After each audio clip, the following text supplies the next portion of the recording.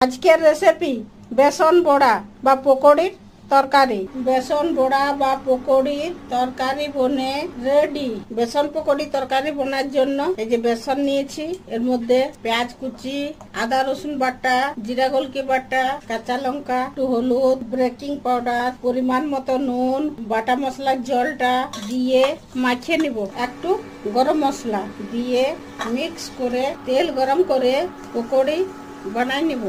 পাল্টি করে দুদিকে ভাজিয়ে নিব। দুদিকে ভাজা হয়ে গেছে, তুলে নিব। এইভাবে বাকি পকোড়িগুলো বানাই নিব।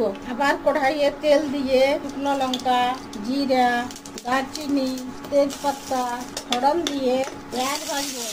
পেঁয়াজ ভাজা হয়ে গেছে, আদা রসুন বাটা হাফ চামচ জিরা গোলকি আর কাঁচা লঙ্কা বাটা দিয়ে মশলাটাকে ভাজিয়ে নিয়ে টমাটো, পরিমাণ মতো নুন দিয়ে ভাজিয়ে নিয়ে হলুদ, তারপরে আঁচটা বন্ধ করে দিয়ে আর মশলাটাকে ঠান্ডা করে নিয়ে 4 চামচ দই দিয়ে মিক্স করে আঁচটা তেজ করে নিয়ে ভালো করে ভাজিয়ে নিব।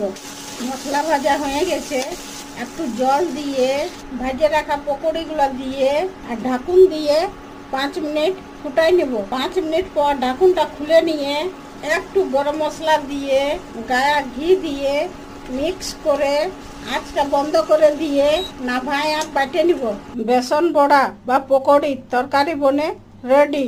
ভাতের সঙ্গে বেসন পকোড়ির তরকারি খেতে দারুণ টেস্টি হয়েছে, হোটেলের মতো হয়েছে। ঘরে বেসন পকোড়ির তরকারি হোটেলের মতো খেতে হয়েছে।